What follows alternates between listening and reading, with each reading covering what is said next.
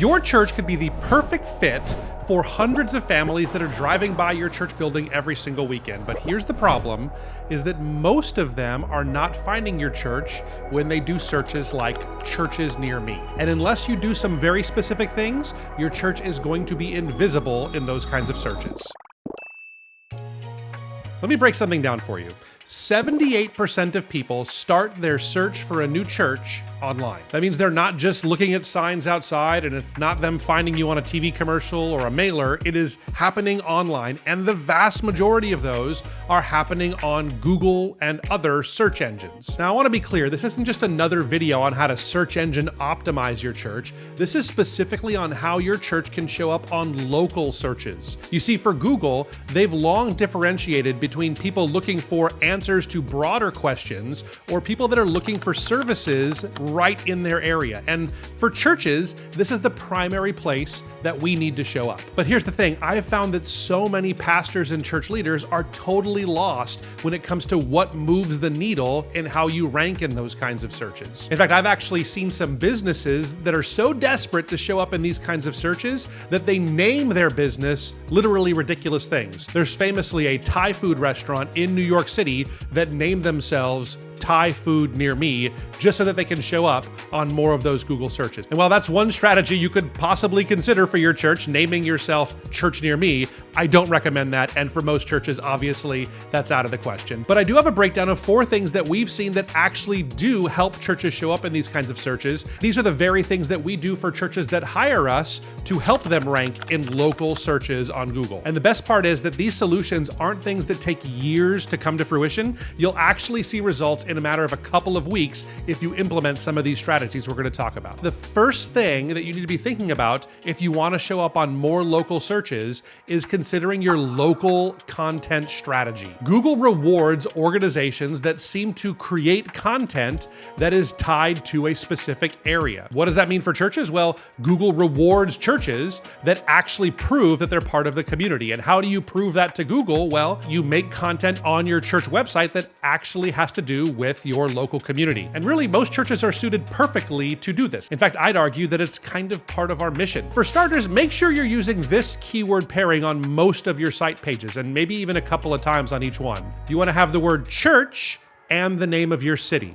Having these 2 things together specifically really helps Google connect the dots and know that this is an organization that's tied to this local community, and it should move you higher in a lot of the searches in your area. Now, hear me in this. Don't make the mistake of just stuffing this where it doesn't belong on any page of your website, but your homepage, your About Us page, your ministry, you should be using the word church and talking about your city. That's what makes your church unique, is you're a local representation of the Church of Jesus Christ in your own community there. Some other practical things you can do is consider making blog posts or other content that are about things that are happening in your city.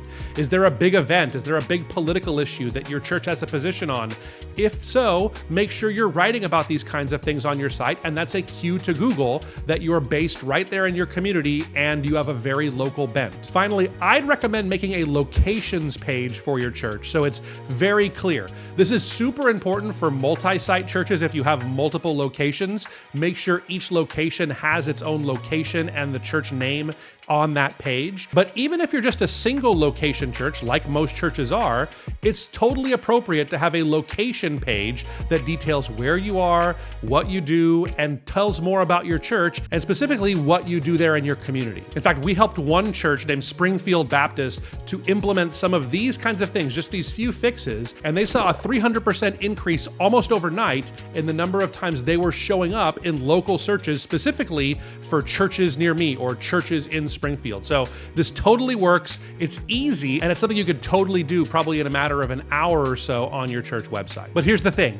having great content with your city name in it does almost nothing if Google can't actually verify that you're physically located in your city. And that brings us to step 2, is you need to make sure that you nail your NAP for your church. Well, what is an NAP? Well, an NAP is an abbreviation for name, address, and phone number. And you're probably saying, Thomas, okay, obviously we have our name, address, and phone number on our site. Well, first of all, I run into lots of churches that don't. And second of all, what I'm talking about is making sure that your name, address, and phone number are on your site and they are consistently displayed every single time you display them on your site. And that it also matches the way that your name, address, and phone number looks on every directory online. For so many churches, we have different ways that we talk about ourselves. For instance, let's say you're part of First Baptist Church. Well, sometimes when you're just talking about your church casually, you'll say First Baptist or First Baptist Church, or sometimes you maybe even call yourselves FBC. Sometimes you'll include the city name, sometimes you won't.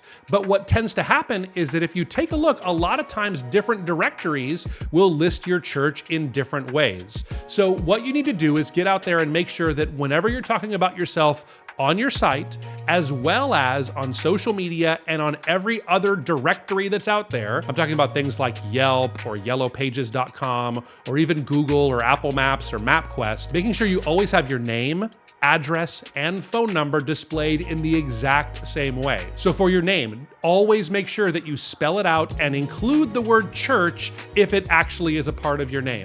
For your address, make sure that if you're on a street, you actually either spell out street or you just put ST and you make sure that the period is consistent there.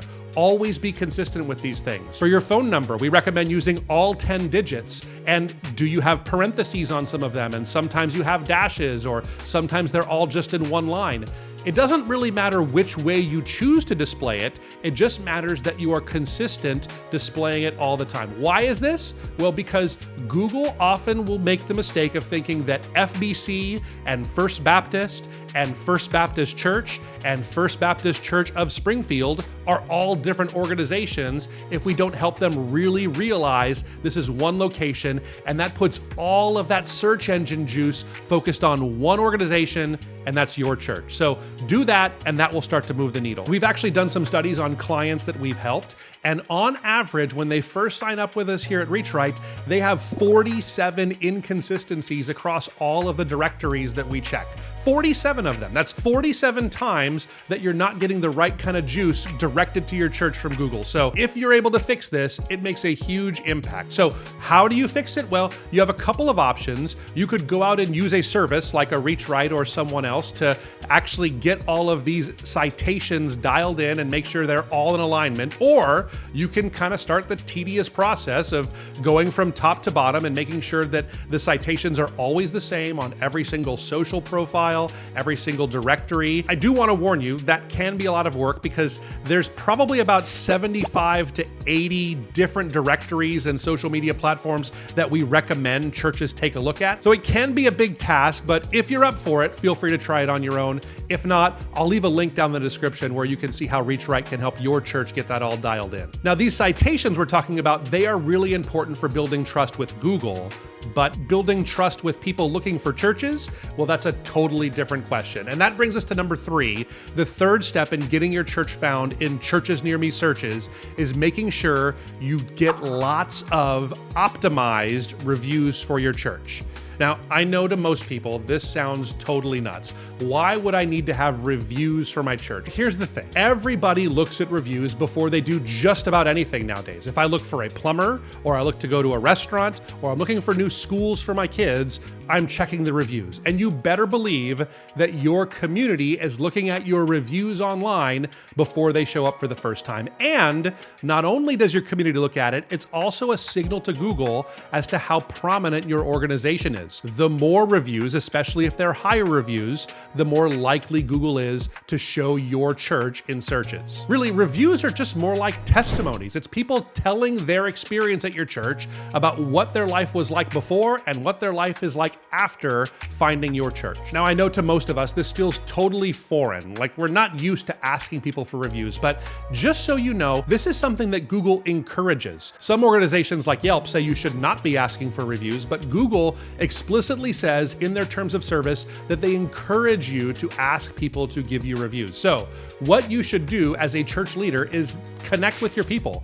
Find people that you know love your church and ask them to give honest reviews of their experience and what their life has been like at your church. The more detail they're willing to give, the better. Encourage them to give all 5 stars in most cases, but just so you know, a 4-star review isn't going to hurt you in search engines. And then make it your goal to respond to every single one of those reviews within 48 hours. That's another signal to Google that you're an active organization that will help juice your rankings. For most churches that are just getting started in this, I recommend shooting for 2 to 3 new reviews every single month. What I don't recommend is getting up in front of your church and making an announcement and saying, hey, pull out your phone right now and write us a quick review, because when you get 50 or 100 reviews all at once, that's a signal to Google that maybe someone's gaming the system, or even worse, paying for bots or spam reviews to try and juice their rankings. But asking a few people at just the right time, I think that's the right way to go. Shoot for 2 to 3 a month, and I think you'll be on the right track. And speaking of getting found locally, we actually have one other tool I want to share with you, totally free.